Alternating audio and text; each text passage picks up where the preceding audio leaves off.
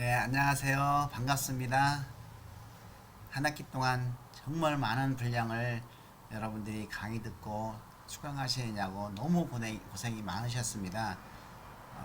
우리가 직업 상담사 2급의 주요 과목인 직업 심리학과 직업 상담을 이번 시간이면 마무리됩니다. 다소 부족하더라도 여러분들이 이 강의 내용만 가지고 해도 일단은 1차 시험은 합격을 할 수 있으라고 생각이 듭니다. 다른 세 과목도 여러분들이 추가적으로 공부를 해서 꼭 한번 직업상담사 2급을 도전해 보시기 바랍니다. 자, 여러분 한 학기 마무리 잘 하시고 자 화이팅 합시다. 정말 고생이 많으셨습니다.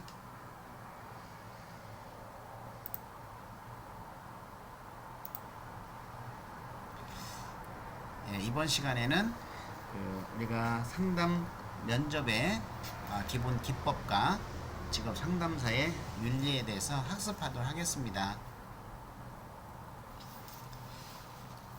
예, 요 상담 면접의 주요 기법을 학습하기 전에 제일 밑에 보면 그 저번 시간에 빨리 설명을 하느냐고 이걸 설명을 안 한 거 다시 한번 살펴보도록 하겠습니다.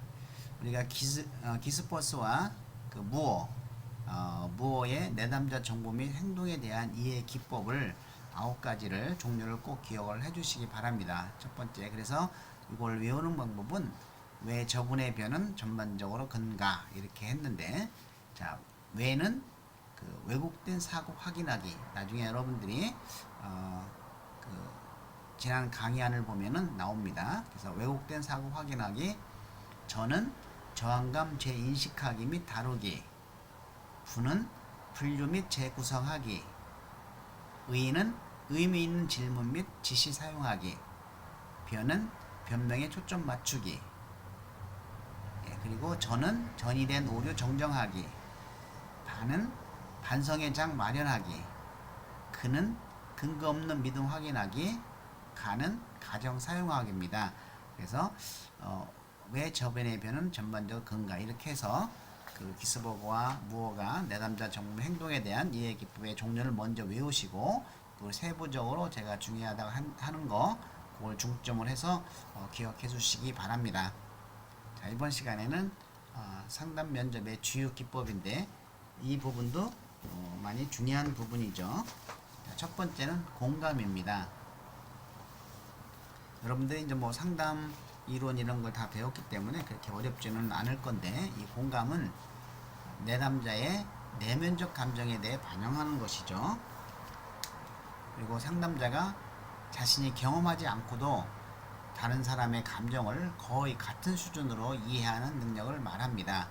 이때 상담자는 이 내담자 세계를 상담자 자신의 세계인 것처럼 경험하지만 객관적인 위치에서는 벗어나지 않는다. 객관적이다 라는 것을 우리가 기억을 해주시고, 그리고 이제 공감적 이해는 지금 여기에서 here and now, 지금 여기에서의 내담자의 감정과 그리고 경험을, 경험이네요.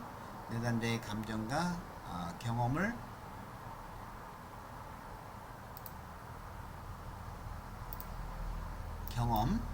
경험을 정확하게 이해하는 것이죠.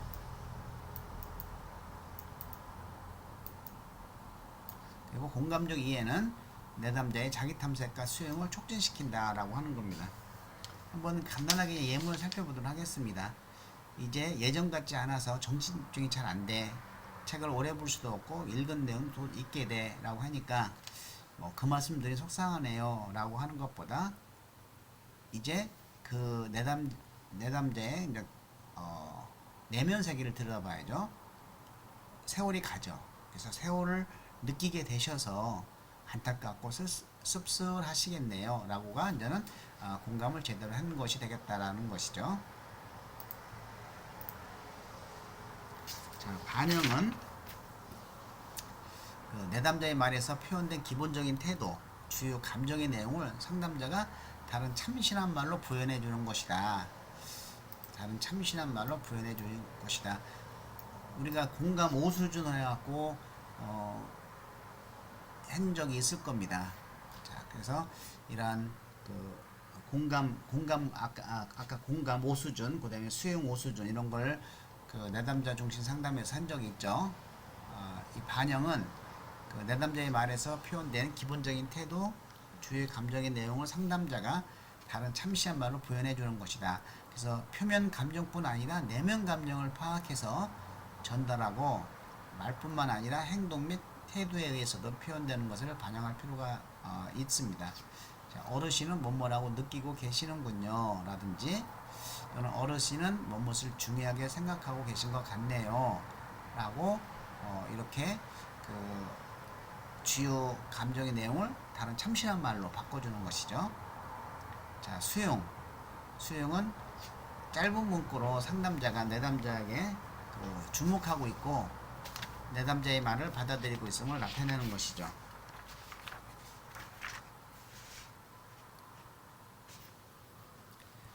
수용의 요소에는 시선, 안면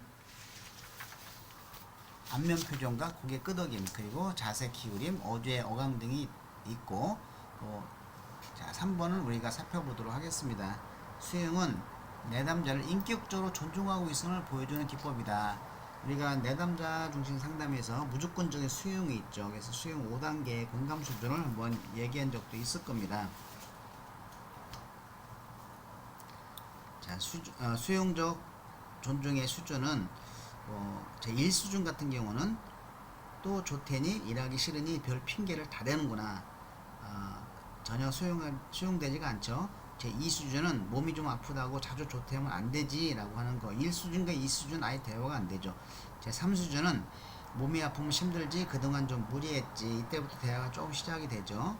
제 4수준은 아플 땐 쉬어야지, 건강해야 일도 잘할 수 있지 라는 거고, 마지막 5수준은 가장 수용적 존중의 수준을 나타내는 거죠. 그래, 자네니까 그만큼이나 참았지, 자네 웬만하면 조퇴하지 않은 거 알지 라고 하는 거. 이런 어떤 5수준을 찾는 거 우리가 해본 적이 있습니다. 예, 그랬군요, 계속 하시지요 라고 하는 거 수용이죠. 자, 경청입니다. 이 경청은 내담자의 말과 행동을 단순히 듣는 것이 아니라 내담자의 입장과 느낌을 주목해서 듣는 것이다. 또 일상생활에서 경청과 다른 점은 선택적으로 주목해서 내담자 특정 문제에 대해서 탐색하도록 하는 것이 좀 다르고, 그리고 경청의 요소에는 내담자의 시선, 자세, 몸짓, 상담자의 언어 반응 등이 있습니다. 자, 우리가 이제 경청에는 반영적 경청과 적극적 경청, 엄격하게 이제 구별해서 나오는데, 사실 이제 반영적 경청도 적극적 경청하고 비슷한 말로 쓰이고 있습니다. 이 반영적 경청은 내담자가 말하는 것을 조용히 들어주는 것에서 더 나아가서 내담자가 한 말에 대해서 상담자가 적절히 반응하는 것이죠. 또 적극적 경청은 언어적 의미 외에 비언어적인 의미까지 이해하는 것이죠. 자, 경청의 예를 살펴보면은 어르신이 말씀하시는 말을 알겠습니다. 내가 경청하고 있다는 걸 보여주는 거죠. 어르신이 어떤 일을 겪었는지 이해하겠습니다. 그 점이 문제였군요. 이렇게 이야기를 들으면서 경청에 대한 반응을 해주는 것이죠.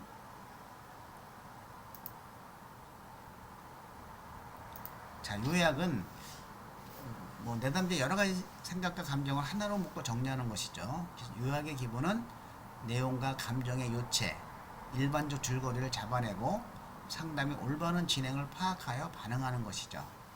그래서 요약 과정은 그 내담자의 말 중에 중요한 내용이 있죠. 중요한 내용과 감정에 주의를 기울이고, 또 파악된 주된 내용과 감정을 통합해서 전달하고, 상담자 자신의 새로운 견해를 추가하지 않도록 하고, 상담자, 내담자 중 누가 요약하는 것이 좋을지 결정하는 것이죠. 자, 예를 들어서 어르신이 자녀에 대해 말씀하시는 것을 들으니 섭섭함과 허무함을 느끼고 계시는군요. 이렇게 요약을 해준다든지, 오늘 우리가 나눈 이야기를 종합한다면 어떻게 말할 수 있을까요? 라고 이제는 내담자 중 누가 요약하는지 이렇게 요약을 물어보는 것도 요약의 일종이라 볼 수가 있겠습니다. 네, 그리고 명료화. 이 명료화는 이 내담자의 말 중에서 모호한 점, 불분명한 점, 이러한 모호한 점을 내담자가 확실히 알도록 해주는 것이죠. 그래서 상담자가 내담자의 반응을 이해할 수 없을 때는 자, 그 부분을 예를 들어 다시 말씀해 주시겠어요? 라고 분명히 다시 말할 것을 요청해서 이야기의 의미를 보다 분명히 해주는 작업입니다. 그래서 자기 탐색의 선명화, 구체화로서 상담 과정을 촉진하는 것이죠. 자, 명료화 지침은 내담자 말이 모호하거나 잘 이해되지 않았음을 밝히고 내담자 스스로 자기 말을 재음미하거나 구체적인 예를 들어 명확히 하도록 요청하며 내담자 진술에 대한 상담자의 반응을 통해서 내담자의 발언 내용을 명료화시키는 것이죠. 자, 상담자의 반응은 개인적 반응이 되지 않도록 하고 직면처럼 직접적이고 강렬하지 않도록 해야 합니다. 이것이 이제는 명료화라고 볼 수가 있겠습니다. 자, 해석은 내담자로 하여금 자기의 문제를 새로운 각도에서 이해하도록 생활 경험과 행동의 의미를 설명하는 것이고 내담자의 무의식 과정을 의식하는 과정이다라고 볼 수가 있겠습니다.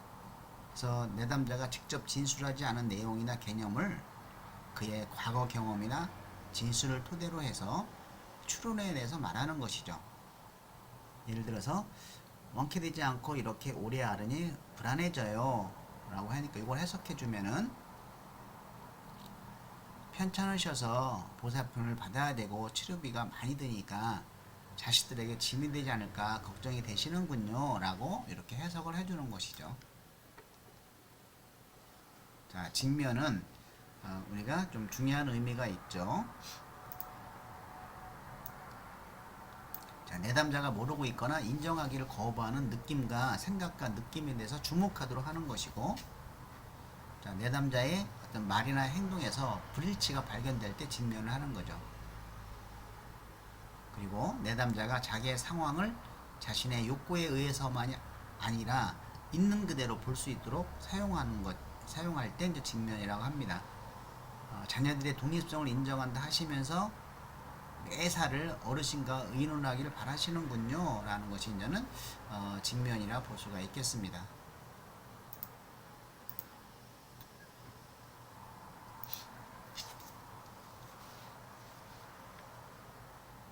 그래서 직면은 우리가 맡아트리는 거, 전면 도전이라고 볼 수가 있겠고 직접적인 자기 대응의 방법이라고 볼 수가 있겠습니다.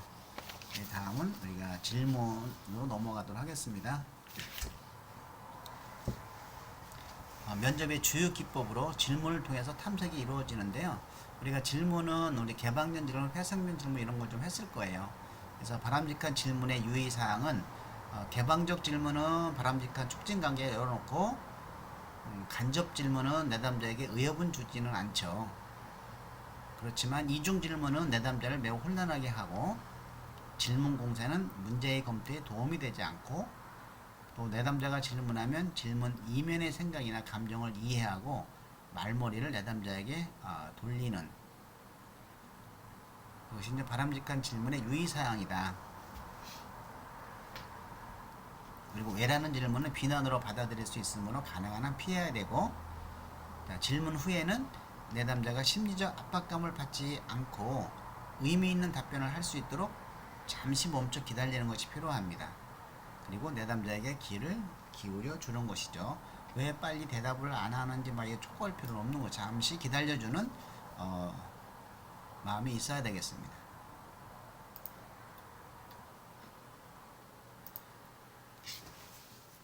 자, 저항의 처리. 저항의 목적이 무엇인지 방해하는 것 상담을. 그래서 저항의 목적이 무엇인지 파악하고 내담자의 저항을 자연스럽게 나타나는 반응으로 이해하고 존중하고 또 상담자는 내담자로 하여금 위협을 느끼지 않도록 하며 고통을 공감해 주도록 합니다.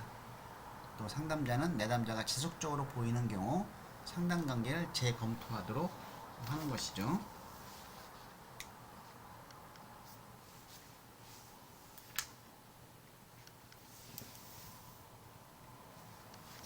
침묵의 처리는 상담을 하면서 이제 침묵 침묵을 많이 하는데 이런 그 침묵에 대한 거 어떻게 처리할 것인지 첫 번째 상담자 개인에 대한 적대적으로 오는 저항이나 불안이 침묵의 원인이 될 수 있다.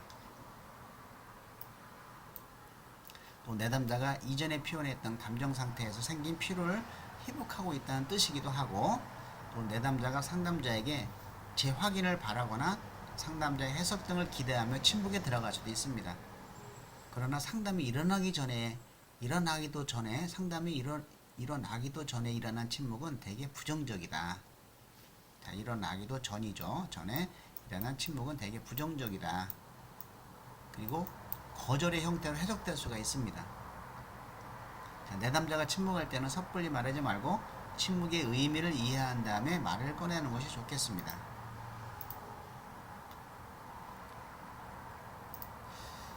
자, 대안개발과 의사결정에 대해서 살펴보도록 하겠습니다. 자, 직업 정보 수집 및 대안개발 4단계. 자, 1단계 직업분류 제시하기, 2단계 대안 만들기, 목록 줄이기, 직업 정보 수집하기. 자, 이것도 저는 기본적으로 그 단계를 한번 기억을 해주시고, 우리가 꼭 외울 필요는 없을 것 같아요. 이해를 하면, 자, 직업을 분류를 하고, 거기서 몇 가지 대안을 만들고, 거기서 이제 타협을 통해 목록을 줄여야 되겠죠. 그런 다음에 직업 정보를 수집하는 것이죠. 그 목록에 줄인 목록에 대해서. 자, 이제 중요한 것은 직업 선택의 결정 모형입니다. 첫 번째, 기술적 직업 결정 모형. 자, 타이드만 이 학자를 먼저 기억을 해주시기 바랍니다. 타이드만 오하라, 힐튼, 브롬, 슈어, 플래처. 타이드만 오하라는 뒤에서 좀 설명을 하겠고, 자, 힐튼 모형은 인간이 복잡한 정보에 접근하게 되는 구조의 근거를 둔 이론이다. 그래서 직업 선택 결정 단계를 3단계 요거 기억만 해주시면 됩니다. 전제 단계, 계획 단계, 인지, 부조화 단계로 구성된다. 요 단계만 기억을 해주시면 됩니다. 자, 브롬은 직업 결정 요인을 균형, 기대, 힘의 원리로 설명한다. 균형, 기대, 힘은 브롬. 슈는 이 중에서 힘의 원리만. 플래처 모형은 개념 학습이다. 이렇게 기억을 해주시기 바랍니다. 자, 직업 선택의 결정 모형. 기술적 직업 결정 모형의 학자 5명. 힐튼 모형의 3가지 단계, 브롬의 3가지 단계, 슈의 1가지, 플래처의 1가지. 자, 타이드만 오하라는 굉장히 중요합니다. 타이드만 오하라의 직업 선택 모형은 그 직업을 선택하기 전과 직업을 선택한 후로 나눠집니다. 그래서 예상기 또는 전 직업기인데 문제를 정리하고 정보를 수집해서 대안을 선택하는 과정이다. 그래서 탐색기, 구체화기, 선택기, 탐구선, 그 다음에 명료하기, 탐구, 선명, 대안을 탐색, 대안을 줄이고 구체적 의사결정을 해서 선택을 점검한다. 탐구, 선명, 그리고 그 직업 후 실천기 또는 적응기라고 하죠. 그래서 이것은 예상기에서 내린 잠정적 결정을 실천에 옮기는 과정이다. 수능기, 개혁기, 통합기, 순개통 이렇게. 자, 그래서 예상기와 실천기는 탐구, 선명, 순개통 이렇게 기억을 해주시기 바랍니다. 자, 수퍼가 연령과 직업 발달 단계를 고정시키고 이것을 불가하자, 변하는 것은 불가역적이라고 주장하는 데 반해서 타이드만 오하라는 직업 발달의 단계를 반복 가능한 순환 관계로 보았습니다. 자, 그래서 이 7가지가 중요합니다. 탐구, 선명, 순개통. 탐구, 선명은 예상기, 직업을 갖기 전. 순개통은 실천기 또는 직업을 갖은 적응기죠. 그래서 타이드만 오하라는 이런 분화와 통합을 강조했죠. 그걸 통해서 자아 정체감이 형성되는데 이러한 자아 정체감은 직업 정체감의 기초가 된다고 이야기를 한 사람입니다. 두 번째는 처방적 직업 결정 모형. 자, 카츠, 겔라츠, 칼두와 지토스키. 네, 카츠, 겔라트, 카토와 지토스키.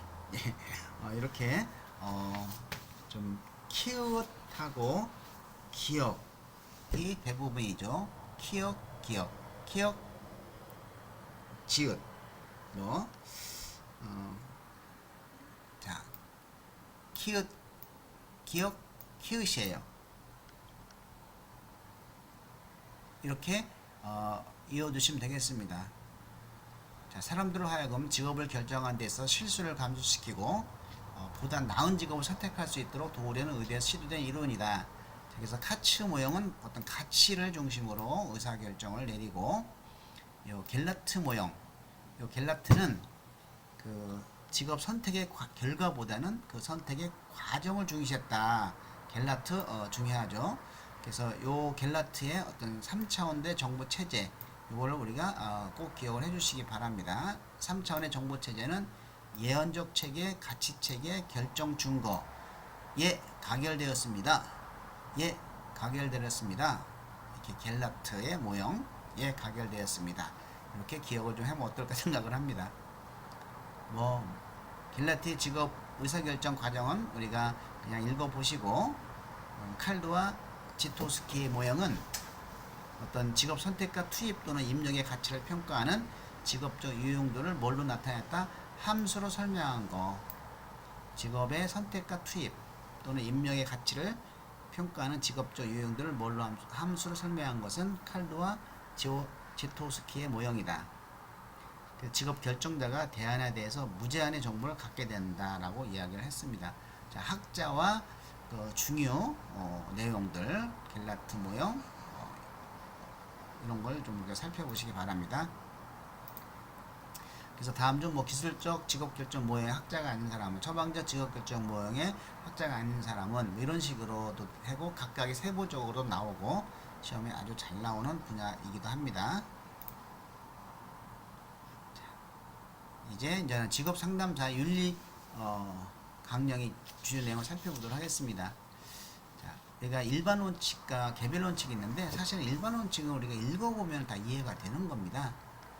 그래서 상담자는 내담자가 자기 및 타인에 대해 이해를 통해서 보다 바람직한 사회생활을 할 수 있도록 도와주는 것이고, 그러한 역할을 수행하는 과정에서 상담자는 자기의 도움을 청하는 내담자의 복지를 보호하고, 그리고 내담자를 돕는 과정에서 상담자는 문의 및 의사소통의 자유를 갖되 그에 대한 책임을 지며 동료의 관심 및 공익을 위해 최선을 다한다. 자, 읽어보면 다 알죠. 여기서 우리는 이제 상담윤리 강령의 역할과 기능을 한번 살펴보도록 하겠습니다. 자, 내담자 복리 증진, 지역사회의 도덕적 기대 존중, 전문직으로 상담 기능 보장, 상담자 자신의 사생활과 인격 보호, 직무 수행 중의 갈등 해결 지침 제공, 요거를 우리가 기억을 해주시기 바라고.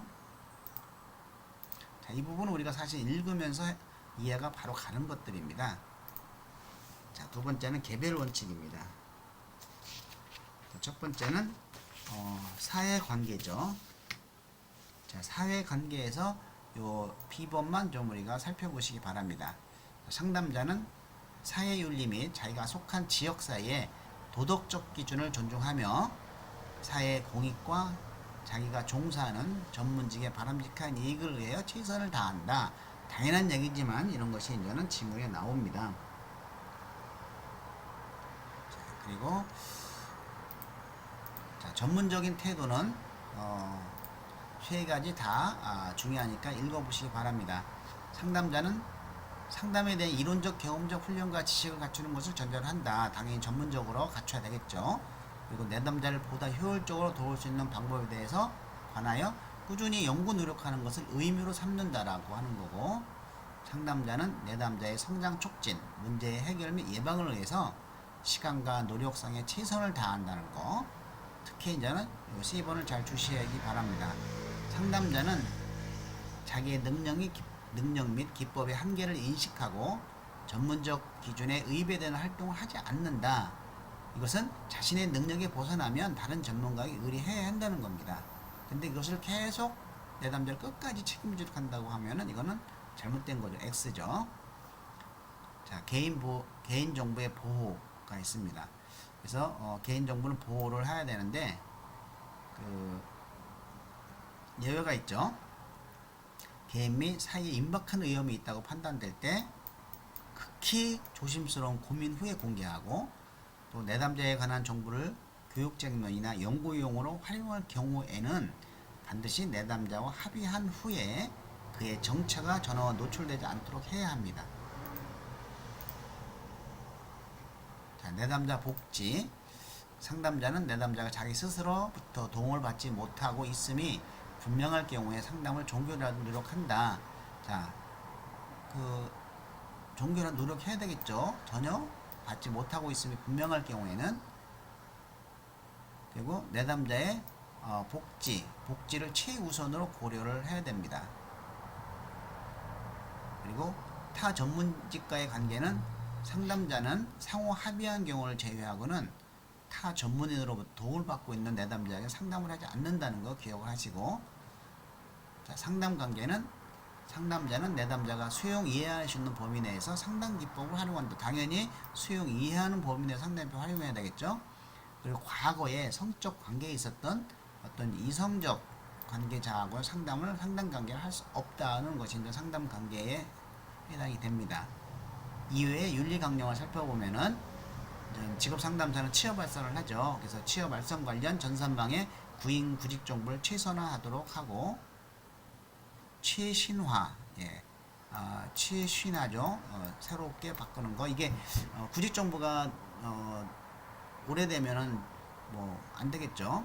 취업 발선 과정 관련 전산망에 의한 구인 구직 결과를 즉시 처리하고, 습득된 직업 정보에 대해 비밀을 유지하고, 구인 구직과 관련하여 정확한 정보를 제공하도록 노력을 해야 됩니다. 이 구인 구직 정보가 잘못되면요, 이게 알선이 잘 안 되죠. 엉뚱한 알선이 되는 거죠. 같이 함께 알아주시기 바랍니다. 자, 이제 뭐 이거는 직업 상담사 윤리 강령이 아니고 상담사 윤리 강령인데 거의 비슷합니다. 한번 읽어 보시기 바랍니다. 자, 여기서 우리가 이제는 비밀 보호의 한계만 살펴보도록 하겠습니다. 그래서 내담자의 생명이나 사회의 안전을 위협하는 경우가 발생할 경우에 한해서 내담자의 동의 없이도 내담자의 정보를 관련 전문의나 사회에 알릴 수 있는 것이 이제 비밀 보호의 한계죠.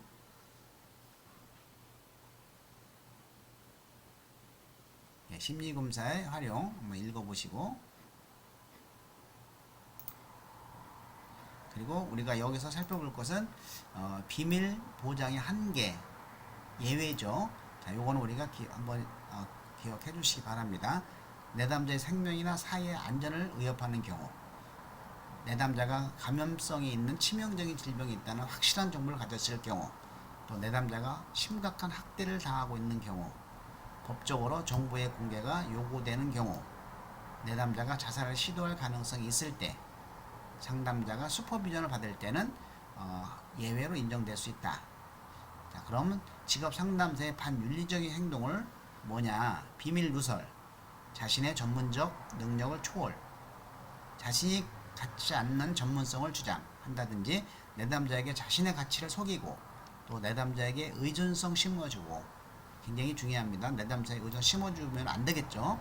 내담자와 성적 행위, 이해 갈등, 의심스러운 계약, 부당한 광고, 과중한 요금, 이런 것들은 직업 상담사의 반윤리적인 행동이다라고 볼 수가 있겠습니다. 예, 여기까지 우리가 직업 상담학을 전체를 끝냈습니다. 여러분들 그동안 너무 고생이 많았고 광범위한 내용이 있지만 제가 하라고 하는 것만 주요 하고자 하는 것만 우리가 해주시고, 우리가 한 학기 또 잘 마무리 하시고, 자, 끝까지 화이팅 해주시기 바랍니다. 여러분 정말 고생 많이 하셨습니다. 감사합니다.